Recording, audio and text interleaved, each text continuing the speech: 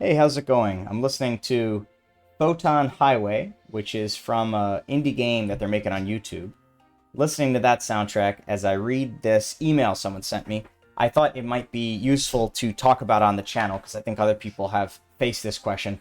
I myself have faced this question at various points in my career as well. And essentially, you could pause it if you want to read the whole thing, but essentially what it boils down to is whether or not this guy wants to be a designer or an engineer, a programmer, you might say. Let me tune that down just a little bit. So he says, I found your book online by accident. He's referring to probably the book that helps you get a job in the games industry. It's called Super Duper Study Sheet or something. I'll link it in the description if you're trying to break into the games industry. Check out my book. It's very helpful. It got me a job. So anyways, he says, he's an intern game designer on a Tycoon Idler game. He thinks it's cool, but it's not what he was expecting. He feels like he's good at programming and math. He lives in Belarus. And he doesn't want to work in game design. Okay, interesting. I don't really want to work in game design. I turned out it doesn't drive me. So he's saying, he's interested in engineering, but maybe in practice it's also nonsense. So he says kind of game design right now, he's feeling that it's nonsense. Okay. Maybe it's boring and monotonous. I just heard that engineers have better jobs, more in demand, better paid, and big studios need engineers more often than designers. All of this is true. I think, yeah, all of this is true. There's better pay, better job security, and of course you have security in knowing that your skills are pretty well transferable outside of the games industry if you wanted to, transition into Fang or any other tech company, you could do that much more easily as an engineer. Okay, and that's basically it. So he's kind of in a rut right now, and he wants to know which way to go. So I think here's one thing to consider, sir. I'll call you Nathan. One thing for you to consider, Nathan, is that the game designer is one of the most malleable titles in this industry. And designer itself is perhaps one of the most malleable titles in like all of the working world. Because a designer, for one thing, could be doing a very different set of tasks than a designer for something else, right? And so you are designing right now a Tycoon Idler game, and it's a mobile game, right? So I expect that a lot of your work is going to be in mapping player trajectories throughout the course of a game. It's going to be a lot of Excel spreadsheets. It's going to be a lot of statistics, maybe looking at flow charts, seeing how many players get from level 1 to level 2, analyzing your DAU, stuff like that. Maybe a lot more economy design, perhaps, than the kind of design you're interested in. And that could be leagues away from the kind of design that you're interested in getting into this industry for. So one of the things I would have loved to hear from you is perhaps what inspired you to get into the games industry. Because it's a little bit of a rancorous industry. And I think if you could find out what that spark is, that might be the best chance of us figuring out what's going to motivate you to be inspired on the day-to-day. For example, if you're really passionate about, maybe you got into this industry because you played The Last of Us. You love first-person shooter combat when it has a story behind it. That might be encounter design. That might be something you're a little bit more passionate about. Something like Call of Duty. That could be a very different experience than, what you're doing right now with kind of maybe a hard maths focus. So that's something to think about. The other thing is like, maybe you're thinking about a melee combat game where you want to design blend shapes for what kind of attacks they're going to be doing. That's also a very different kind of experience. So those are some things to think about, is just what it means to be a game designer does vary extremely from project to project. So I could relate to this because I've been a game designer and an engineer and many other roles. And when I was a game designer, I worked on a mobile pool game, like billiards. So I worked on designing the economy between, in this game, you would level up by getting different pool cues. And I designed like how expensive each of these cues should be and what challenges you would need to overcome them. And, I could find some interest in the work, but I wasn't like super passionate about it. I think that's also something to be said. Like maybe you need to find the part that really inspires you about the work. For example, in my day job right now, I would say the kind of work that I'm doing is not my favorite kind of work, but something that I'm passionate about is documentation. I love to help other people as an engineer. Like that's my favorite thing, is being a force multiplier, particularly with non-technical teammates and helping them solve their problems using my coding skills. That's like one of my favorite things about my whole job, my whole career. And so even though maybe like the kind of stuff that I'm doing on the day-to-day, I'm not like super passionate about it, I would say I'm really passionate about trying to take the learnings from my day-to-day and pass them on to someone else to relieve them of maybe some of the pain I'm going through right now. So I think, just because like 100% of the job isn't like resonating with you, you might have to like, let's say like 95% of the job isn't connecting with you, but 5% is. You might need to do a little bit of work to engineer that 5% to grow into maybe 10 or 20% of your day-to-day so that you could find that spark, and find some reason to maybe smile just a little bit each time it comes to the day-to-day. Because, I think people assume making games is going to be all fun and games. And, there's some people will say, the game's not going to be good if you're not having fun making it. I think there's some truth to that, but for the most part, I think there's going to be times, like in any project, where you just got to batten down the hatches and swab the deck. There's going to be unfun things that you have to do. And, maybe you find that it's what did you say? You found it was kind of, nonsense or monotonous. And, certainly I think sometimes my job is monotonous. But I think that's also just what it means to, have a job. I think there's going to be times like that. I don't think most people have a job where even in the games industry, where it's like constant fascination, Willy Wonka. So those are just some thoughts. So let's talk a little bit about engineering. The first thing that came to my mind when you said this, by the way, is the role of technical design. So you might not be familiar with this, but there's a lot of roles that might fit in between design and programming. For example, just like between art and engineering, there is tech art, where they work on tools that might integrate with third-party studios like Maya and help import art assets into custom engine or something like that, building out those pipelines, building UE5 plugins for Houdini, for example. That could be really rewarding work for someone who's an engineer but also has a very artistic mindset and likes to work with that tool set. There are roles on the other side of things where you're half an engineer but also half a designer. And so some that come to mind are certainly gameplay engineer, where you're going to be doing mostly programming but a little bit of design. It varies per studio for sure. And then technical design is sort of, if gameplay engineer was 75% engineering, 25% design, a technical designer is 75% design, 25% engineering. So they're sort of on the other side of the wall there. And what a technical designer might do is, they're not a rigger. That's a tech artist. That's something else. But what a technical designer might do is they might do a lot of scripting. So when you say that you're really passionate about, well, you said you're pretty good. I don't know if it brings you joy, but if you're passionate about programming, I'd be interested to know what kind of languages you like to work in. Do you find Lua or C# kind of languages are your jam? Or are you a little bit more into C or C++? The difference being, of course, scripting versus programming, which maybe in other jobs isn't a big distinction, but in programming, it's a really big deal. Because scripters very rarely sort of have the same skill sets that are needed for a programmer. And a programmer, unless something went wrong, is very rarely doing scripting as their day-to-day job. There are some exceptions. Like when I was working on Call of Duty, we were like scripting the whole time. And it was, it never really felt quite right, at least like not a perfect match for my skill set. But I could find it really rewarding nonetheless because I was doing interesting things. So that might be something for you to consider is, what kind of programming do you like? And it's going to depend on what kind of game. So, you mentioned that, you seem somewhat excited about physics and math.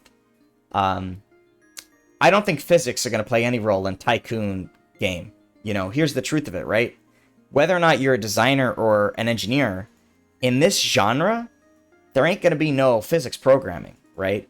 So I think this genre just might not be a good fit for you, right? And you're an intern, so it's not like this is your dream job necessarily.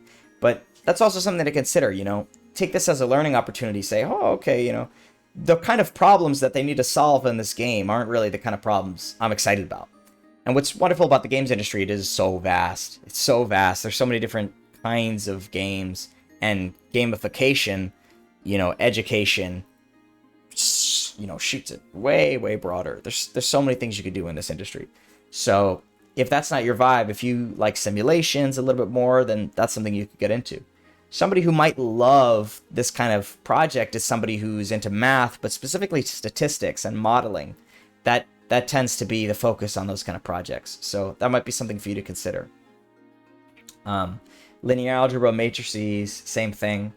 Probability theory, maybe you can get into that a little bit with that kind of game you're working on. I think it might be worth talking to your manager to say, hey, I'm an intern. The focus here is for me to get a wide array of experiences for what I'm trying to do. I'd love to have a small project before my internship ends that touches upon statistics or that touches upon probability theory. For example, let's say in your game you've got a mystery box. I'd love to build a little coding tool which will help designers determine what the probability is for certain outcomes. So for example, we've got a mystery box where you can get the tycoon. I don't know what kind of tycoon this is. Let's say it's the roller coaster tycoon. So maybe there's a little mystery box where you can get the golden ticket or 5 passengers or a free roller coaster or something like that. And, the designer can set it up, this little program I've made, and then they push a button and it will say, out of 100 draws, here's how many times this came out, and that came out. Just to kind of give designers a sense for like, what does each of these draws kind of feel like? That could be something really useful. And so you might see what I'm trying to do here. You try to figure out a need for your game. And if there's a programming opportunity there, then this might be a great niche for you to go into and build a little something with programming skills. There have been some studios I've worked at where there's been a very harsh divide between programmers and designers. And pretty much everybody didn't like that. It's usually the case where if we have a designer on the team who knows a little bit of scripting, we're happy because usually they don't know how to script too well. So sometimes you got to go in and fix shit that people did. So that's an issue for sure. But if it's just like a little utility tool, like I think programmers are more than happy to kind of let a designer write a little Python utility or whatever it is. So I maybe that's an opportunity. Maybe you can ask your boss, hey, can I do a little side project here? I'd love to, impress the team or something like that. It depends on how you pitch it, but I think there may be an opportunity there. It's a lot. Yeah, that's all I'll say about that. So those are my thoughts. In practice, is engineering nonsense? I think it can be. I think it definitely can be. I think you're going to find nonsense and monotony in any discipline, potentially. I think the closer you get to the gameplay, the less likely that's going to happen because you've got the ire and the attention of the creative director. So I think you can, frolic in La La Land a little bit more the further away you get from the core game loop. But, people like to operate in different places. So that doesn't necessarily mean you can't find a tremendous amount of fulfillment in, building some very auxiliary tool that only, a few people on the team are going to use. I'm sure you could. But I think it's less likely that you're going to engage in monotony. I think it's more likely you're going to feel a rewarding sense of accomplishment from your work the closer it is to the screen, I would say.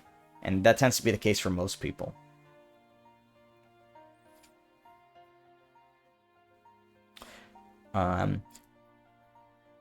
So this sentence stands out to me, that you don't want to work in game design because it turns out it doesn't drive you.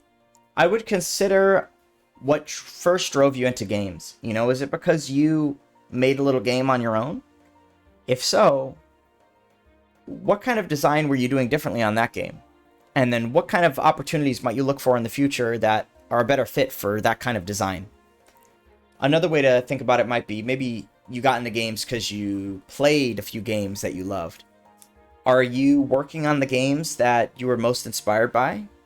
Or maybe you love League of Legends and you really want to work for Riot. What kind of games are they making right now? What kind of work could you be doing to build out a skill set that's going to be very appealing to them? Those are some of the other questions I might want you to think about. So that's everything I have for you here. If anybody else is struggling with this question, or perhaps they think they have an answer, I'd love to hear your thoughts in the comments section below.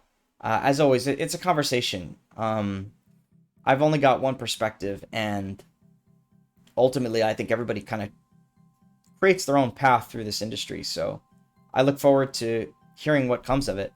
Definitely message me or put it in the comments if you feel comfortable what some of the answers to the questions I posed might be. And I'd love to hear how it turns out and whether or not you ultimately decide to go in the engineering path versus the design. Ultimately, for me, I found that in my career path, the engineering work was seldom providing me with the creative outlet that felt like I needed as an artist. And I felt like design could have provided that outlet. But I found that the day-to-day work in the design for the kind of games that I was doing was a lot of time in Google Sheets or Excel, more likely, and writing spreadsheets and writing formulas and writing up design specs. But it felt very directorial in the sense that, I might design a cool enemy or a cool encounter, and then I'd hand it off to somebody and they would, do it for me. And that didn't really feel very rewarding for me. And I felt this way as well when I was working at a publisher. I worked at Tilting Point, which was they did sort of game design consultancy for a number of their clients. And as a consultant, I kind of felt like I was always a little bit too far from the project. I could provide insights and feedback and formulations, but at the end of the day, it was always their decision of kind of what they would implement. We only had so much control as a publisher. Really, it's up to the studio, the client, to make the decisions they want. And so I felt ultimately that a gameplay engineer was as close to the game as I could be. I felt like it's often the case that a designer might tune something, but it's heavily informed by what the programmer puts in front of them and the parameters that the programmer exposes to the designer to tune. And so I just found that the position I was in as an engineer was a lot more rewarding for me creatively.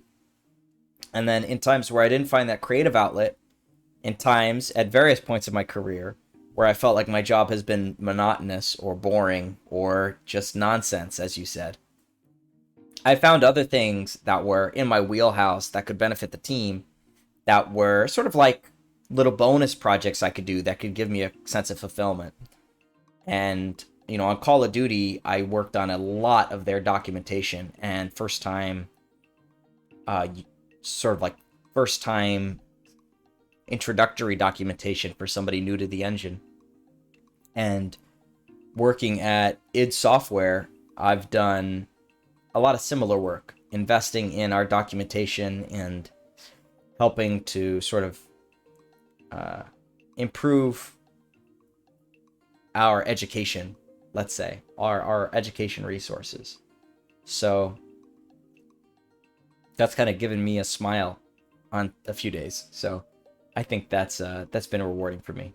And then when all else fails, I found other hobbies like playing guitar or creating little pet projects, and of course making YouTube videos to help people like you. So I think I think there's a big, maybe the word is ethos, or let's just say idea in our society that your day job needs to be everything. It needs to be your sense of self, right? People that say, "Oh, what do you do?" right? "Oh, I'm an engineer." Like to say I am engineer as if that defines me, right? I think a lot of people derive their sense of self from the job. Of course, it's their income. In many ways, it can influence your life, social status, let's say. Um, Maybe that is, what many people think is going to be their only creative output, their magnum opus. Of course, it's going to come from my day job, but it's worth considering that that's not the case for everybody. A lot of people find that their greatest achievement was being a good parent, you know, being a father. That's a job in itself, right? And perhaps one that could be far more rewarding than balancing the economy on a tycoon idler game. Not to say they can't all be the same, but I think there's something to be said about that. When I was working on God of War, Ragnarok, the creative director put out a video called "Raising Kratos," Corey Barlog, and he said in this video, he said, this is a public video on YouTube. He says this game kind of resonates with me in a sense, and I think the people who are working on it, because Kratos was away at war, not spending time with his son, just like we weren't spending time with our kids because we were busy making the damn game. And it's a joke, and people laugh, but it's kind of fucked, I never want to say that about my kids. My